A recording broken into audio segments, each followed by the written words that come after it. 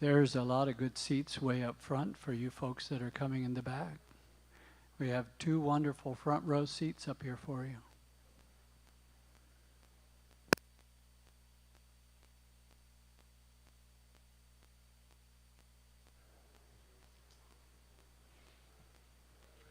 I think you guys are pretty harmless.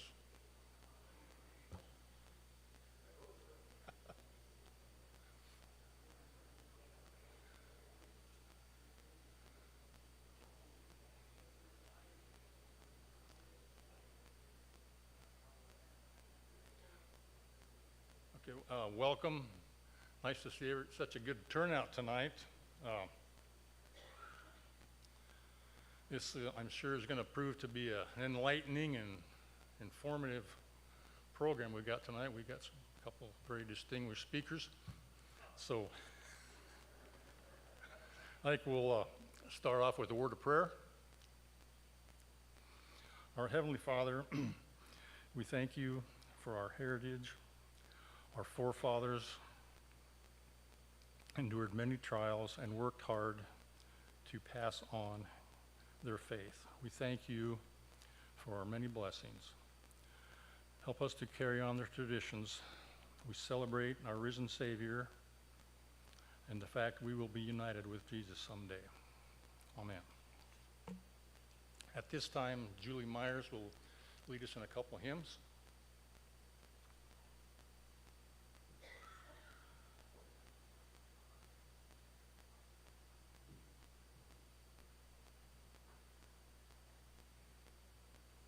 You turn to the hymnal worship book, For God So Loved Us, 167. And I thought we might have people here that can sing it in German. This goes back, and I thought, well, this is a little bit of history. Some of you remember L. Glenn Gingrich. He went to East Union Mennonite Church, and he wrote the 100-year history for our church in 1984, but he taught our junior department Gottes die Liebe in, we had to learn it in German, the whole thing. So I love this hymn, and I'd like to hear it. So those of you that want to sing it in German, feel free, and otherwise just use I'm thinking about the first verse in German.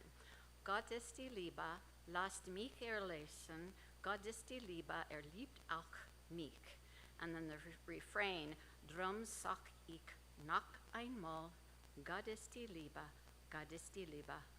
liebt auch mich. I think that's how it goes. So let's try this together. First verse in German, and then we can just go from there.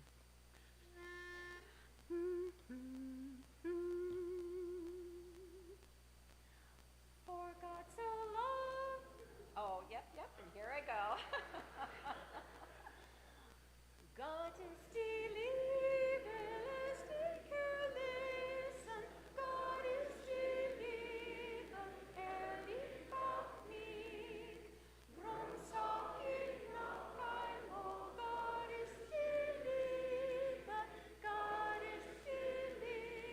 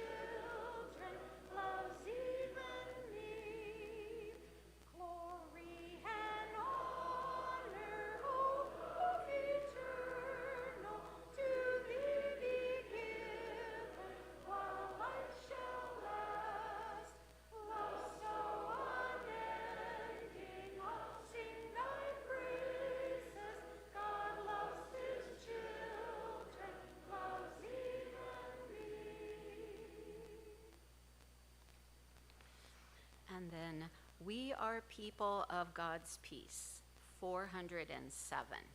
407. And the text is from Menno Simons. We'll sing all 3 verses.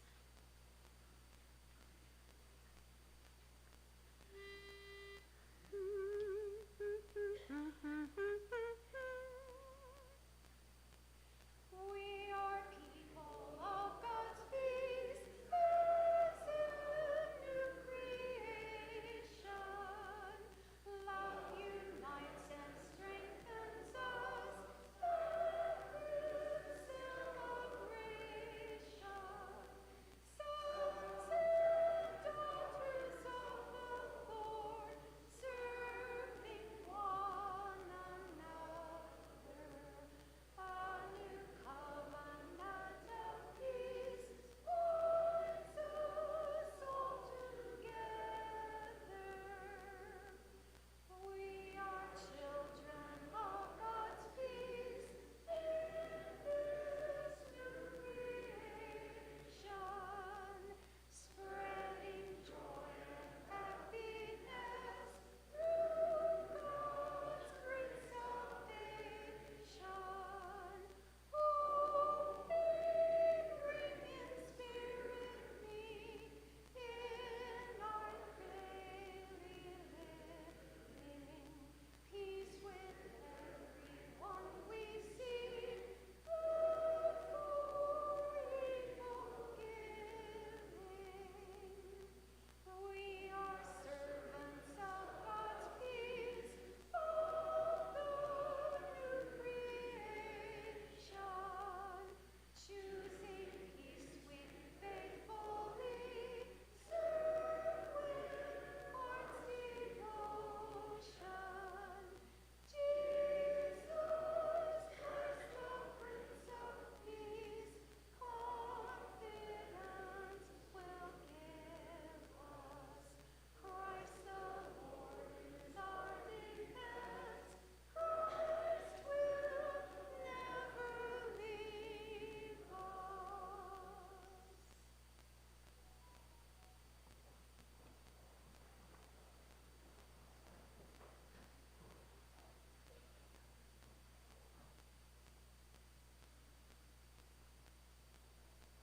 I feel very honored to introduce our speakers tonight. I had them as students many years ago. Daryl will be speaking first, and he is the son of Frank and Ada Yoder. They're both from this community. He now lives in Pennsylvania. He was an elementary school teacher. James was the son of Verna and, I always get it wrong, is it David L. Yoder? And he was a school social worker and lives in the Goshen area. So I'm excited about tonight. Thank you for coming.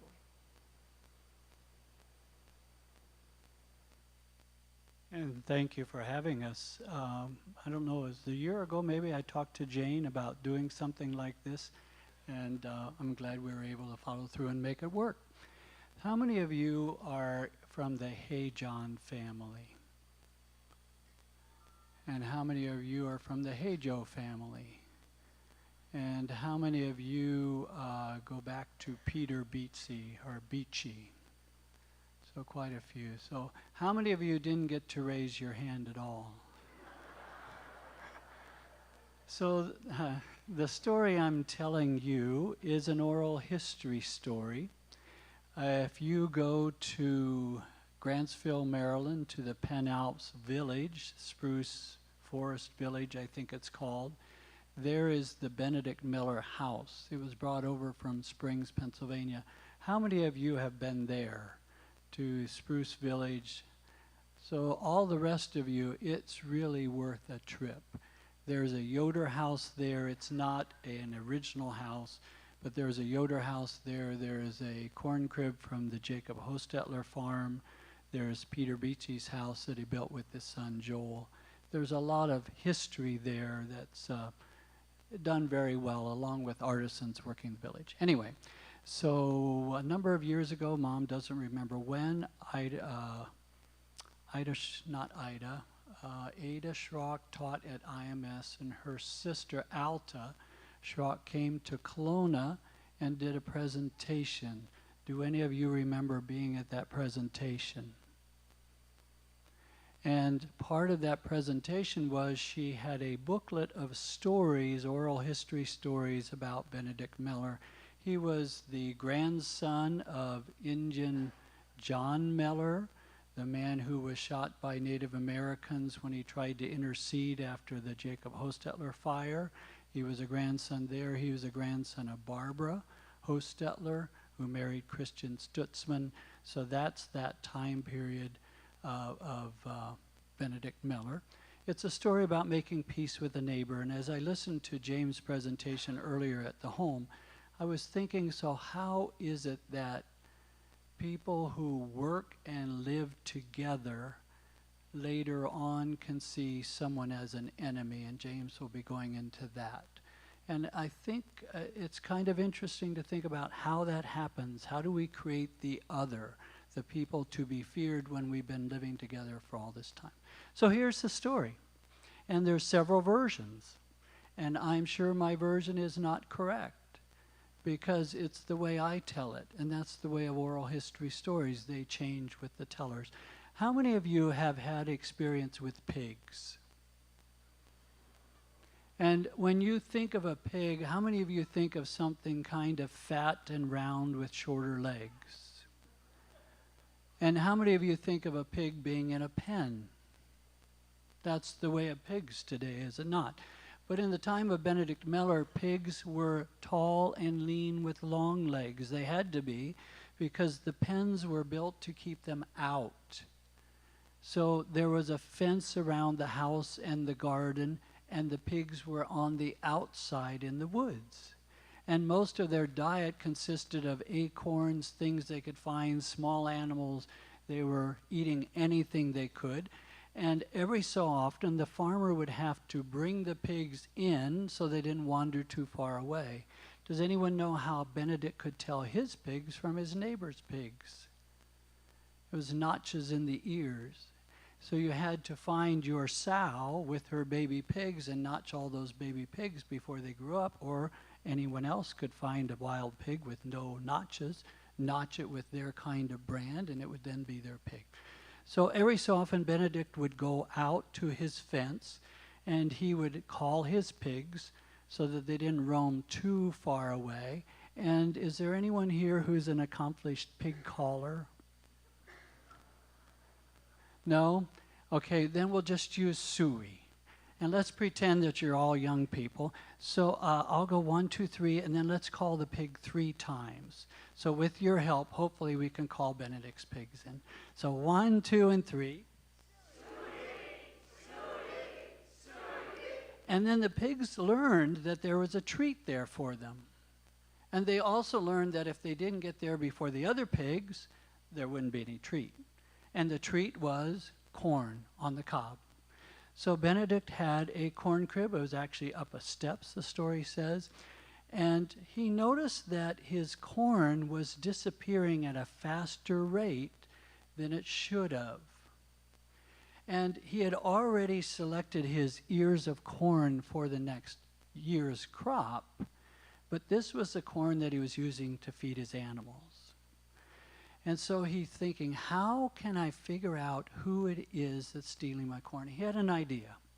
Thought it was probably one of his neighbors that was coming in when the family wasn't watching, was stealing the corn. As I said, there's 2 stories. I'm just telling you one version. So he set a trap for a neighbor by using 3 nails. And he took the corn cobs with the corn on them and pushed the nails way up inside the ears of corn. And he put those 3 nice-looking ears kind of to the front of the pile. And one day he noticed those 3 ears were gone. So he decided to go over to the neighbor and confront him. So while I'm telling the stories with children, I would say, and he got his gun. And he was going to walk over and say, "Stick him up." No, actually he didn't. He got his pliers. And he walked off through the woods, and as he's walking through the woods, he heard his neighbor calling his pigs.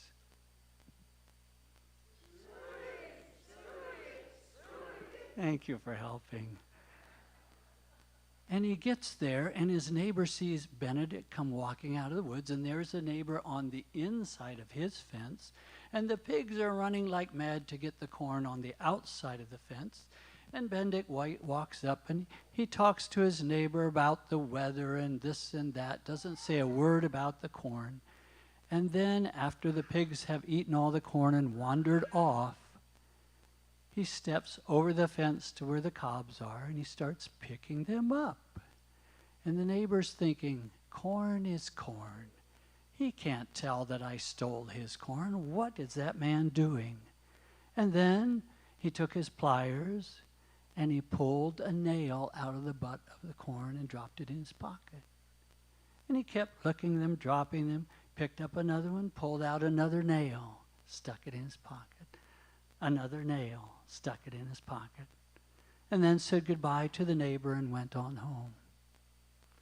And I've always been frustrated with this story, this rendition, because it doesn't tell us what happened next. How many of you know a story that has a similar kind of ending, where someone has said, I recognize you, I know you, but doesn't directly confront you and say, give me my corn back? Do any of you know any stories like that? We did this program at PV today, and I heard a wonderful story about a man who was stealing corn, dumping it into his pickup, more in the modern era, over in Illinois. And the owner walked out, it was on a Sunday, and walked out because they had left like they were going to church, but instead they just went around the block and came back, and there was someone stealing the corn on Sunday. And the owner walked up and said, you know, if you wait till Monday, I'll help you load it. And I suspect both stories had the same ending, that neighborliness won out over taking from someone. So James is going to talk about someone that's not an oral story, although maybe some of you have some oral stories about this person. He's done a wonderful job of documenting it, and I'll turn it over to him.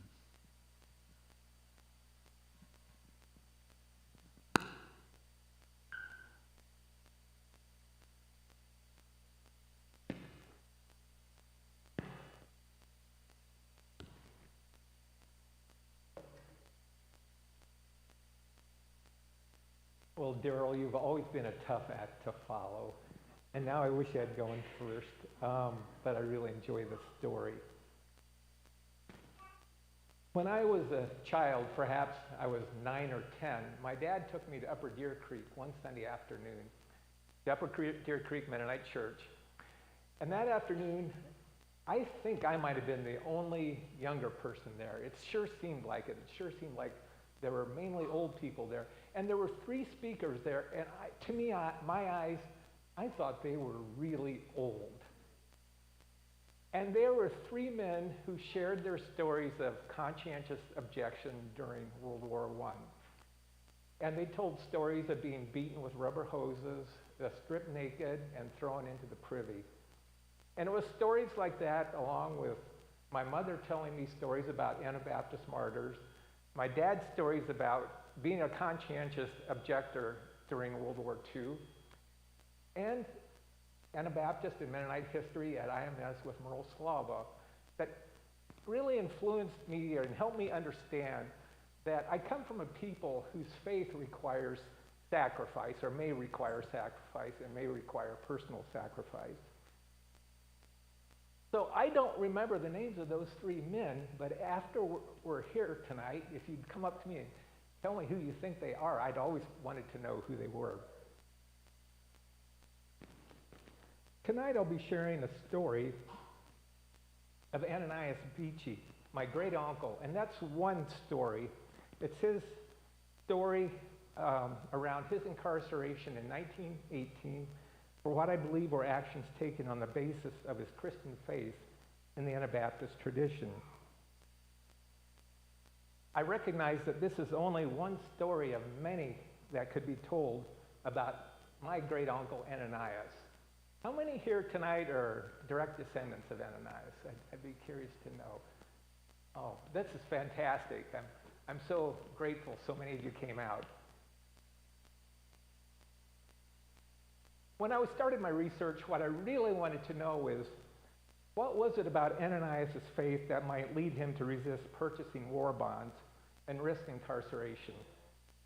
Leaving his wife, Ella, 9 months pregnant, alone with a 2.5-year-old and a 1.5-year-old on a rural Sharon Township farm. And as I read and reflected on Ananias' life, a second question emerged, and how does one go about living with your neighbors when you're in conflict with your neighbors? How does one go about living with your fellow church people, the people of your community when you're in conflict? And how do you live with people in your country who are very intentional and very concerned about your failure to be patriotic enough? So first, what was happening politically in 1918? Despite efforts to maintain neutrality, the U.S. entered World War I on April 6, 1917. And shortly thereafter, the U.S. enacted 2 laws to curb dissent. The first was the Espionage Act, and it made it a federal crime to interfere with military operations, obstruct recruitment, or promote success of a nation's enemies. The second was, in May 1918, the U.S. government enacted the Sedition Law, and outlawing behavior which was disloyal, profane, or abusive language directed toward the government, the national flag, or the draft. Caught up in the wave of patriotic fervor, Iowa Governor William Harding issued the Babel Proclamation, and that made it illegal to speak English in a public setting. To speak anything but English in a public setting. So, and it explicitly said schools and churches. There were a lot of,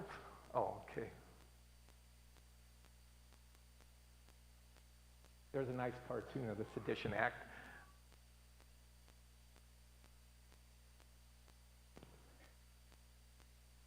So in the months that followed, English textbooks, like the one here, pictured here, replaced German textbooks that were used in such places as the Amana colonies. And actually it was kind of started a standardization of the English language in Iowa schools.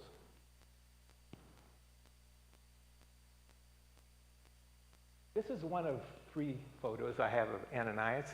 He's in the front, second from the left. My grandmother is in the back row. Elizabeth and Martha and Lucy are 2 of his other, no, Martha and Bertha are 2 of his other sisters. Ananias J. Beachy was a man of detail and principle. He purchased civilian bonds. He contributed to the Red Cross, but he refused to purchase war bonds. What were war bonds, and why might he have chosen to refuse their purchase?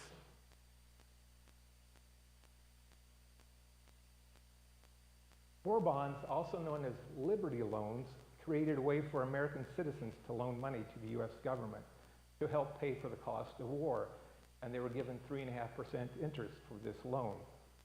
These are some of the colorful posters that were created as a marketing tool.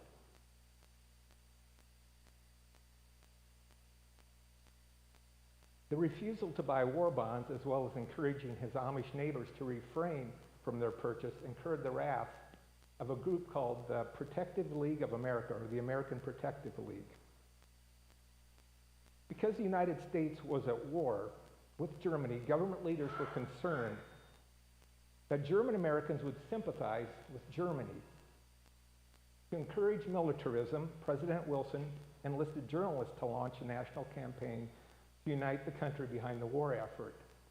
While positive stories helped sell war bonds and attract recruits, the campaign was not seen as adequately effective in demonizing people of German descent. So with President Wilson's blessing, the FBI launched the American Protective League, a volunteer force of civilians organized to keep an eye on disloyal individuals and make reports. ATL members had no official powers, but for paying dues of 75 cents, they could get a badge and a certificate, and they were authorized to wear that badge. The American Protective League gathered information and submitted reports on neighbors, friends, and especially strangers who seemed insufficiently pro-war or insufficiently anti-German. They also conducted slacker raids, so they stopped men in public places demanding to see their draft registration papers. And this is a photo of a group of slackers in New York City who were rounded up and taken to jail. This is Ananias' registration card.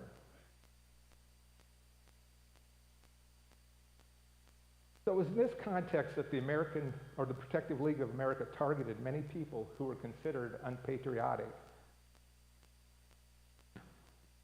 Here are some of the headlines regarding the work of the American Protective League. 200,000 U.S. secret agents cover the nation. Government marshals began to round up pro-Germans, and this article in the middle noted that a dozen farmers in Scott County, Iowa, had been visited. In Pittsburgh, Pennsylvania, an Austrian man who refused to purchase war bonds and prevented 100% participation in that township was doused in yellow paint. Ananias J. Beachy was one of those who was targeted for his refusal to purchase war bonds. On one occasion, the mobsters reportedly found him behind the barn and pressed him to purchase the war bonds, but he remained steadfast and said no. At night, the Beachy family would bar their front door, and on more than one occasion, members of the Protective League came to the door, repeatedly pounding on the door and attempting to gain entry. One night, forewarned of an impending attack, Ananias, Ella, and sons Ray and John slept in the haystack. Finding no one at home, the mobsters painted the buggy yellow, and after they retreated, Ella and Ananias worked until the wee hours of the morning, removing the fresh paint. One thing I wonder is what occurred in Ananias' faith formation that might have led him to resist purchasing the war bonds.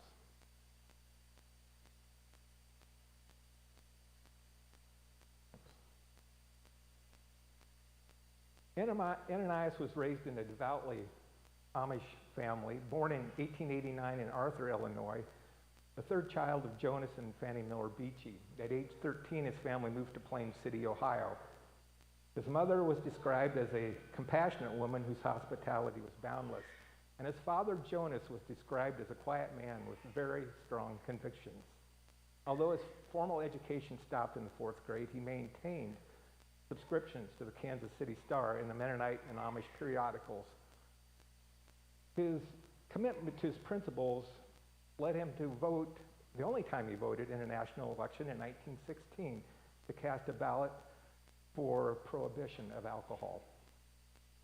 He gave money to Mennonite Board of Missions as an Amish man, and his granddaughter Bertha always felt that her grandfather Jonas blessed her decision to engage in mission work in East Africa. So Ananias was raised in a faith tradition that said government is God ordained to preserve order, yet when the government demands conflict with Christian values, Christians rightfully defy yielding oneself to a higher authority. At age 21, Ananias' diary indicates that he embarked on kind of a life of adventurous travel, interspersed with work to support himself. This was highlighted by picking fruit in the Pacific Northwest, and while in Arizona, making a trip of 120 miles by horse and buggy to see the Roosevelt Dam starting in Phoenix, Arizona. Has anybody here made a buggy trip of that distance? Of 100 miles, 80 miles? You've gone 100 miles. Congratulations. At age 22, he joined the Amish church in Iowa, but he continued to travel until the age of 25, when he married Ella Shetler, daughter of John and Eliza Shetler. It's likely Ananias was taught the principles of Gelassenheit as well, which is characterized by yieldedness and self-surrender to the will of God and to the community. One example of Ananias' commitment to the Amish community impacted his business practices. He was an organizer of the Kalona Turkey Co-op, one of the early organizers. I think that was a predecessor to Maple Crest. And he sent turkeys to the East Coast. He helped people raise those and was involved in sending those to the East Coast. But when his Amish leaders raised concerns that his business practice, in this practice, he was unequally yoked, he resigned his post.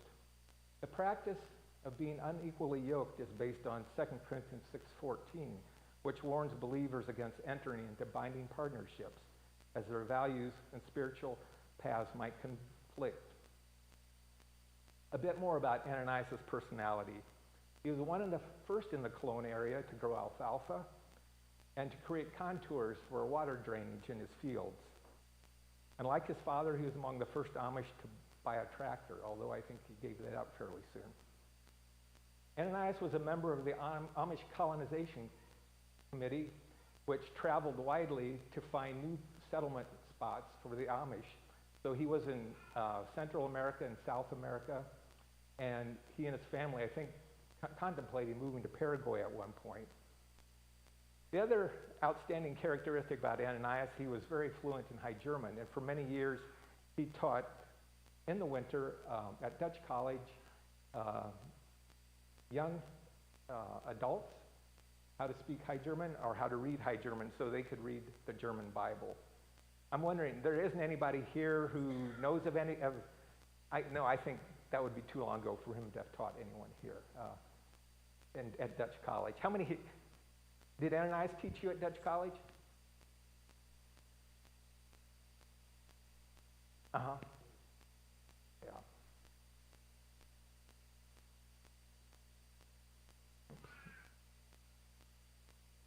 I think the following story captures some of Ananias' character.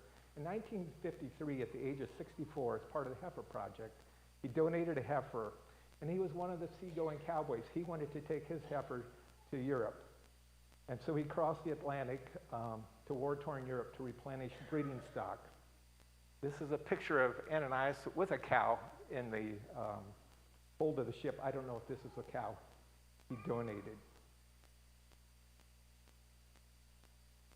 This is likely the ship on which he made the journey, the American exporter.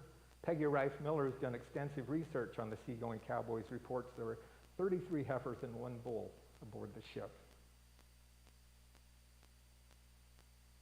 The trip took about 2 to 3 weeks in each direction, and even in the 1950s, there was still a risk of hitting World War II naval mines in the Atlantic.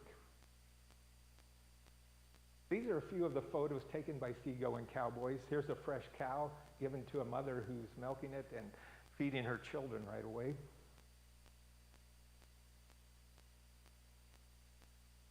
And another photo of cattle being allotted to their owners. To enhance the setting for Ananias' actions, I think it's helpful to be reminded of what farm life was like in 1918.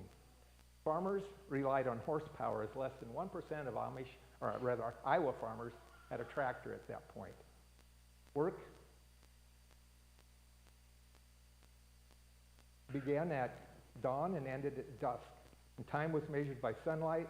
Harvest was intense, corn was shucked by hand, and a good year yielded 48 bushels to the acre. The outhouse, chamber pots, bowl and pitcher, and the hand pump were standard on most farms, and the wash tub served as a bathtub, and water supplies had to be hand carried from outdoor pumps. Heat came from wood stoves and light from kerosene, and most houses were only heated on the first floor, so you hoped to have a room by a vent pipe going up.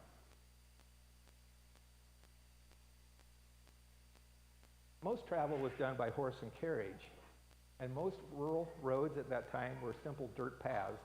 At that time, roughly 1 in 5 Iowans drove automobiles. During the rainy seasons, roads became nearly impassable, earning Iowa a reputation for having some of the worst rural roads in the country. The Sedition Act was signed into law May 16, 1918. Saturday morning, May 18, 1918, was a rainy day with a high temperature of 81. On that day, Federal Marshal C.B. Shepard arrested Ananias J. Beachy, age 29, in Sharon Township. Ananias was charged with attempting to cause disloyalty to the United States government, interfering with enlistment in the Army, and threatening the life of Woodrow Wilson. After his arrest, this is likely the route that was taken to go to Iowa City. There was no Highway 1 at that point. There were two roads to go to Iowa City, one that went through Frytown and went through Sharon Center. Fairview Mennonite Church, I don't think existed at that point along the way.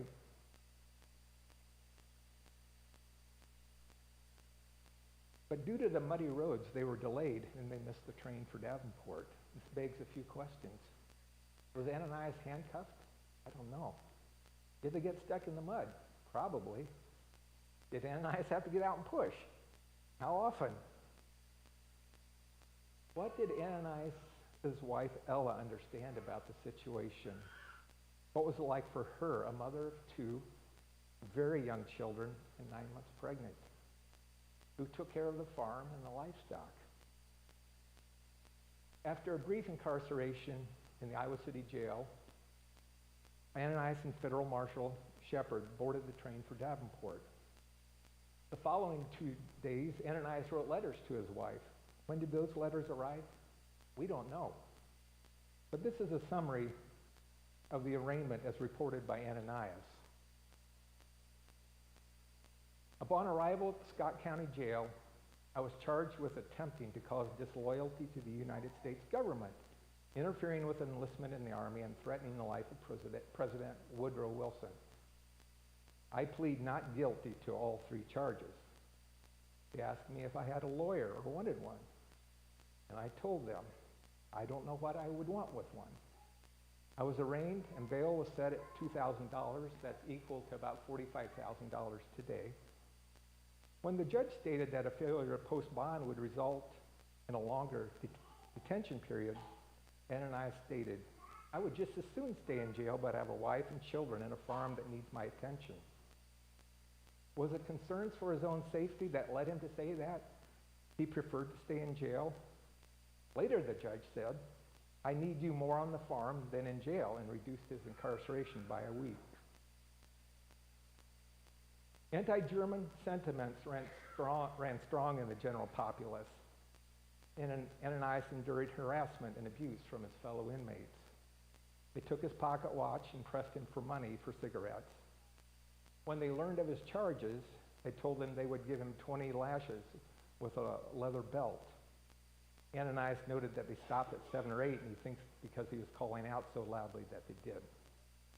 It was also expected that he would perform work, but being Sunday, his first day of incarceration, he refused because he said he could not work on Sunday. Along with letters to his wife Ella, we have a number of newspaper reports from the Iowa City Press, a daily Democratic newspaper, and the Kalona News. At that time, newspapers were mouthpieces for political parties, and the following reports were widely disseminated in other Democratic newspapers in the state of Iowa. Some quotations from the newspaper reports include notable editorial opinion. He's known to make statements that are derogatory to the government and averse to the best interest of this country. His name is A.J. Beachy, A standing for Ananias and J for Judas. In Ananias' family, every child has a middle initial of J. Uncle Sam certainly will not stand for anything that is not loyal. He had a wife and a son of 1 and 2, and a son of 2 to whom the stigma may be transferred to someday heavily and bitterly. He had no real cause to fight the draft, even from a selfish motive, as he was in class 4 and may have not been called up while the war lasted. And finally, from the Kalona News, we have repeatedly warned our readers that these times are peculiar and different from any under what the people now living have ever lived. Like his Anabaptist predecessors, when incarcerated, Ananias turned to the scriptures. He found comfort in reading Psalms 56, 57, and 59. And based on his faith heritage and the tenor of his life and his writing, I believe he did not view the Psalms in a vacuum. But like his Anabaptist ancestors, he saw his life as a history where God is at work. I'll share 4 verses here tonight. Be merciful unto me, O God, for men would swallow me up. Be fighting daily oppresseth me. My enemies would daily swallow me up, for they may be many that fight against me, O thou most high.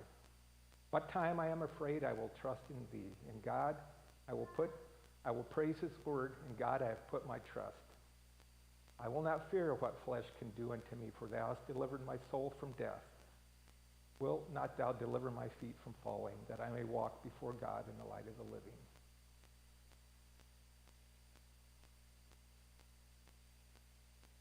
On May 25th, 1 week after his arrest, his father-in-law, John J. Shetler, and maternal uncle, Joe C. Miller, posted bond for his release. Newspaper accounts indicate that he returned to the Kalona area accompanied by an attorney, S.K. Stevenson. There was some conjecture if it was 5 days or 7 days of incarceration at this point. Soon after his release, within a week, his wife, Ella, gave birth to their 3rd son, Glenn. Do we have any descendants of Glenn here tonight? Yeah, okay. The trial date was set for October 1918. The National Archives in Kansas City report that Ananias' case was heard only by a commissioner and that the trial likely never occurred. I assume his father-in-law and his uncle got their bail money back, but we don't have any record of that either.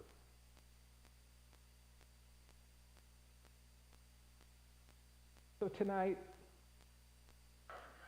I hope you know some of the reasons that Ananias J. Beachy risked repeated harassment and incarceration for his faith. But for me, some questions remain. In the Kalona community, Ananias was not alone in expressing beliefs of non-resistance. Yet most men, 29 years old, like Ananias, an Amish farmer, were not incarcerated for their beliefs. Curiously, newspaper reports indicate that in Sharon Township, he was alone in his refusal to purchase war bonds. Was Ananias really the only Amish Mennonite landowner in Sharon Township to refuse to purchase a war bond? Did all of my other Yoder ancestors purchase war bonds? I don't know. What counsel did church leaders give him? I'd really like to know that as well. And it seems to me that newspaper informants regarding Ananias were that information was gathered for neighbors, and we don't know who those informants were. We have no definitive answers to those questions.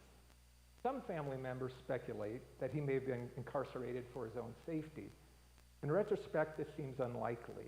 After the Sedition Act was passed, over 2,000 citizens, including Ananias, were arrested and incarcerated for his actions that were considered subversive to the war effort. Activist Emma Goldman and Union leader Eugene Debs was among those who were arrested. Finally, it seems to me like the early 19th and 20th centuries share some common themes. I won't detail all of them because there are quite a few. But in both eras, strong characters control and disseminate information and misinformation and make a concerted effort to dehumanize and scapegoat people of different nationalities. In the early 20th century, it was our ancestors, the people of German ancestry, who were targeted, beaten, and jailed by vigilantes and government officials.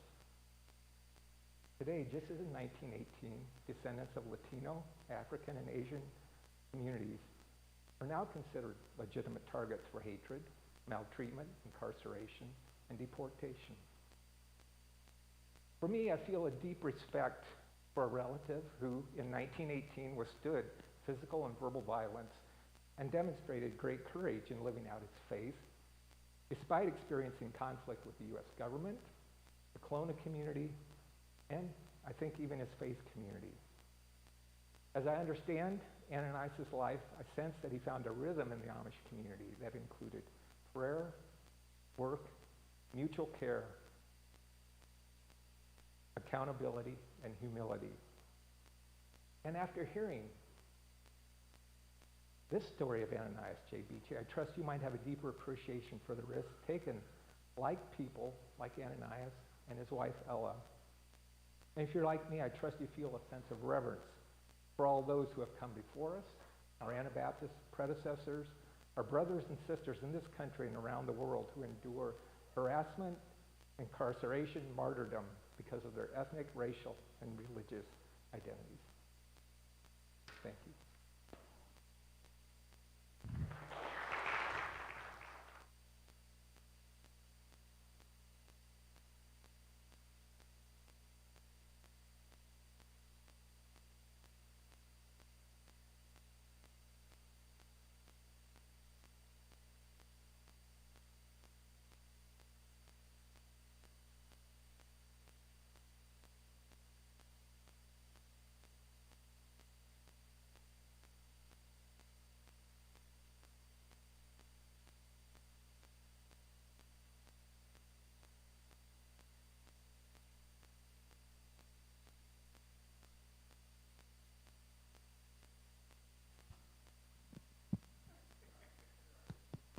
That sounds a lot better.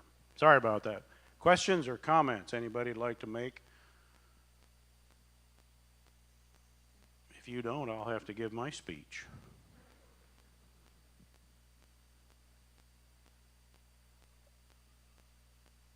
One thing that, right here.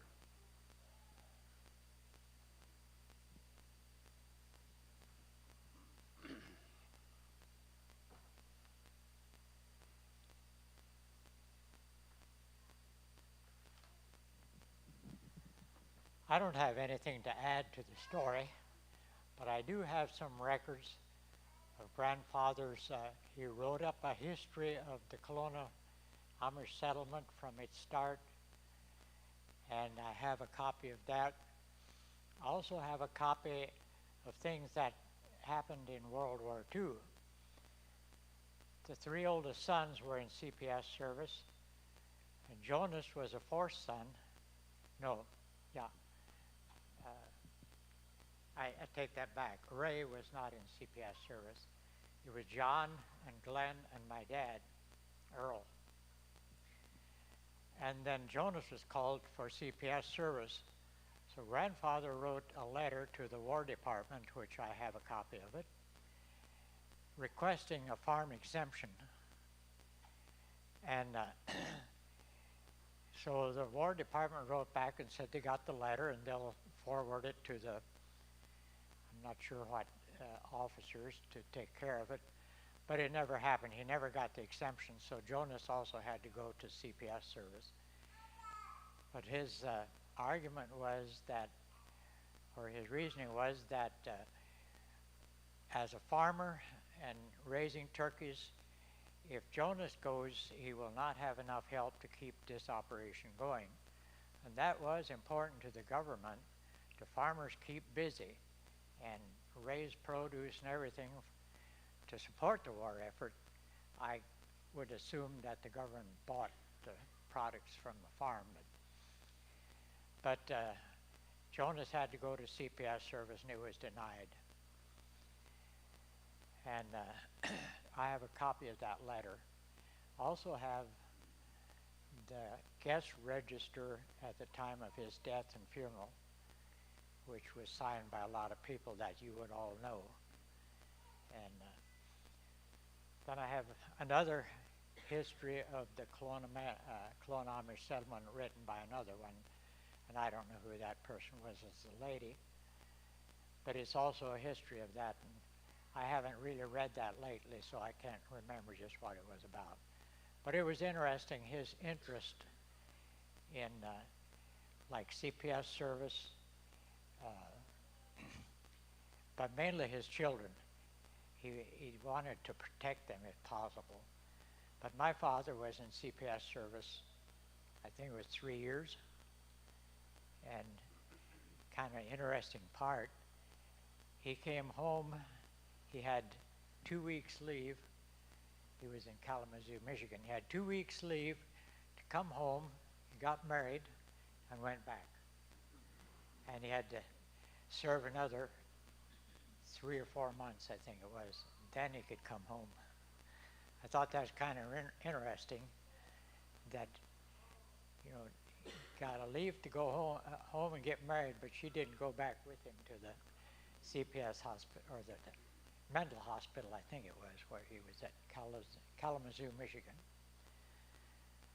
Some of those stories I have, but I don't have near all of them. I do have Grandma's last will and testament that she wrote.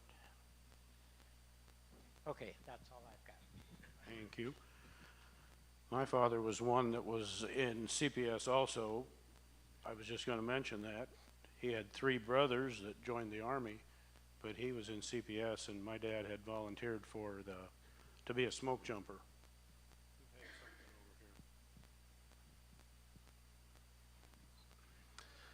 Well, I'm one of Ananias's grandsons, among the youngest. My mother was Ananias's youngest daughter, Esther.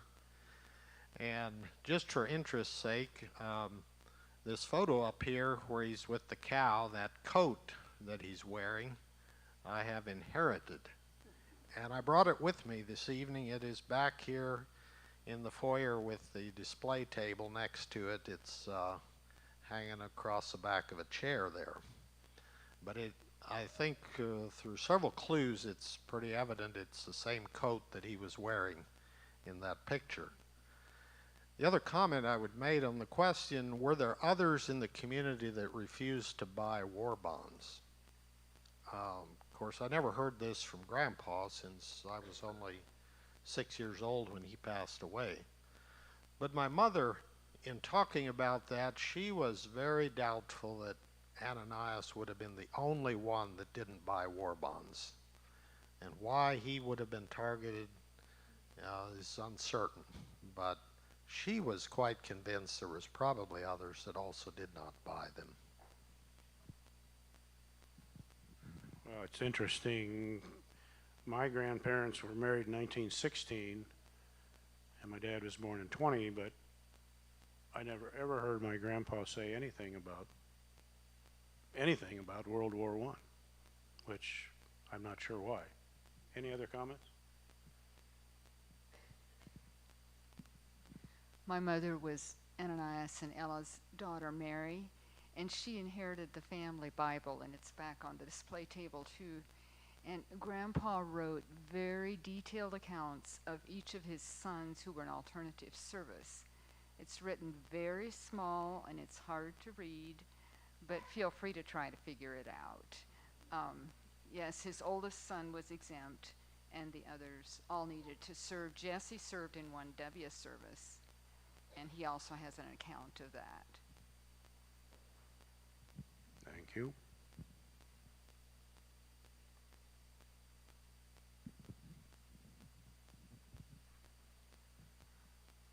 I believe Iowa was the only state that did the Babel law, that you could be arrested for speaking German. And it was particularly difficult in Scott County, which is almost 100% German. And women were arrested for saying Guten Morgen on the phone. The neighbors would turn them in for saying that much German. And a minister was arrested doing a funeral service for a soldier who died in World War I. And he quoted some things during that funeral service in German because the boy's grandparents spoke no English. So he thought he should say something in German for them, and he was also arrested. So I think it was one of the lowest points in the history of Iowa.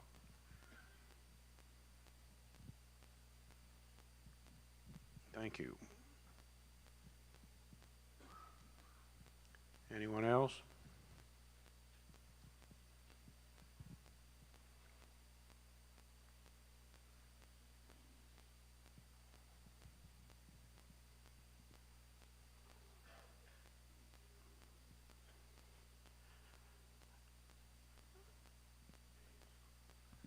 So I have one more story about Ananias. It's actually not about Ananias as much as it is about his sons and his neighbors.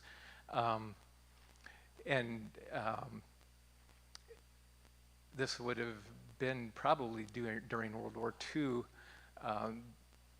My uncle Franklin, Daryl's father, and was a neighbor to Ananias' sons, and they heard that some people were coming out from town with yellow paint to paint Dutch College yellow. Dutch College, do most of you know where Dutch College is and what that is? Yeah, it's a building where the Amish have winter school for the young adults to learn German, and it's, how would I describe where it's at? It's north of Kalona, yeah. So these young people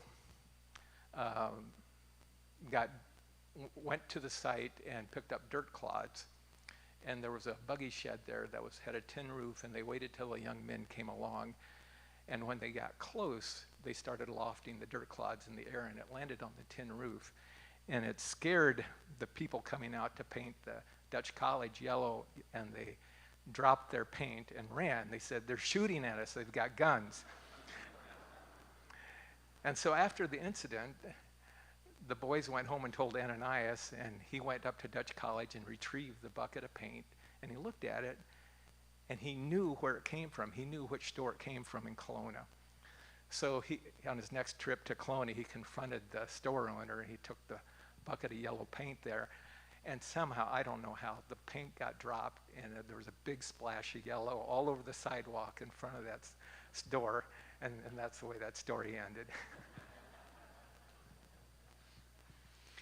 And if I can also tell you another Ananias story, Mark Hirschberger will turn 100, and he lives at PV, Pleasant View Home, where my mom lives. So yesterday, my wife and I ate lunch with Mom, and we were sitting there, and then Mark came rolling over in his wheelchair, and we were just talking. And then I asked him about Ananias Beachy and what he remembered and things, and then Mom was telling a story that my dad told. Well, actually, it was my Uncle Ed that told it to me. Uncle Ed, as a young Amish boy, was out cutting up. That was Ed's words. Going to Ananias's house because Ananias's daughter was there having a date with some young man. And so somehow these young men, including my Uncle Ed, decided to go and cut up at the house. Ananias, even as a middle-aged man, was a very good runner. How many of you actually know this story? I'm seeing smiles on your faces. So you can change the details or let me know later. Were you, no, you wouldn't have been there, but anyway, so they went in and they were cutting up, and then Ananias chased them, and they ran out and hopped in the buggy and tore off down the road. And then they were laughing about giving that old man a good old run. What they didn't know is Ananias had run after them, and he was standing on the back of the open buggy. And they were talking about that old man, he can run, but not fast enough for us. And then they heard this voice coming out of behind them, "Denkst du now?" Which means, I guess, something like, "You think so, huh?" And there was Ananias on the back of the buggy.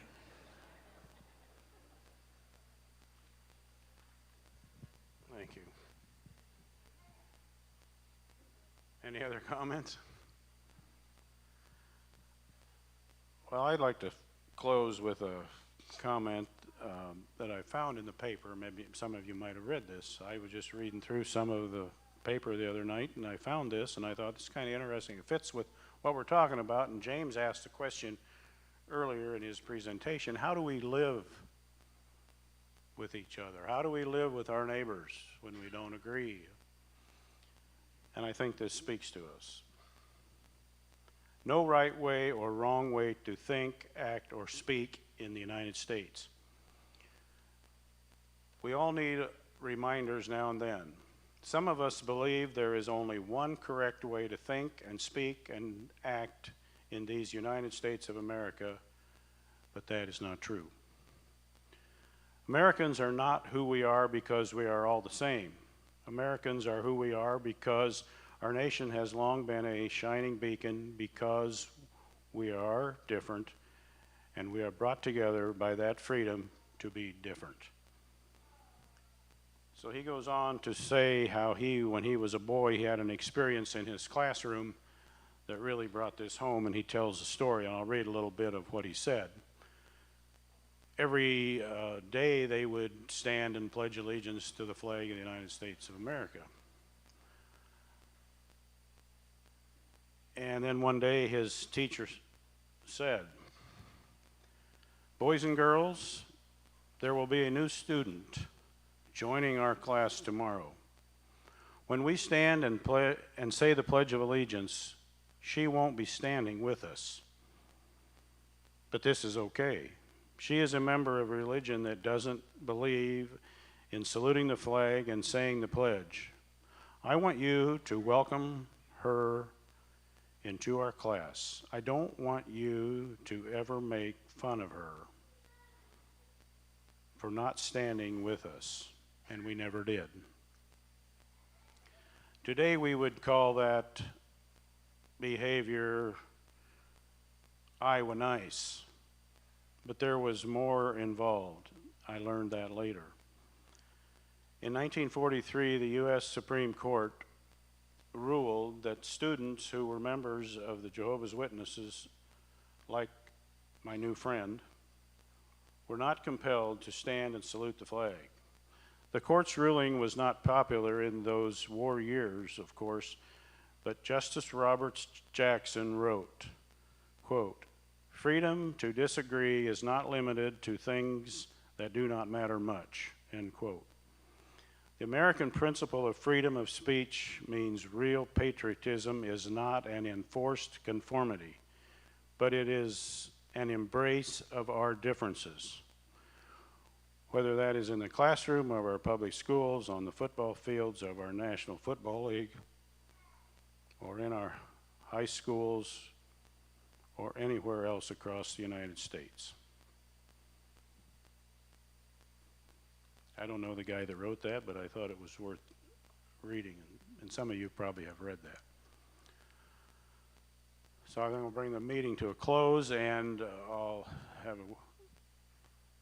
let Jerry do that.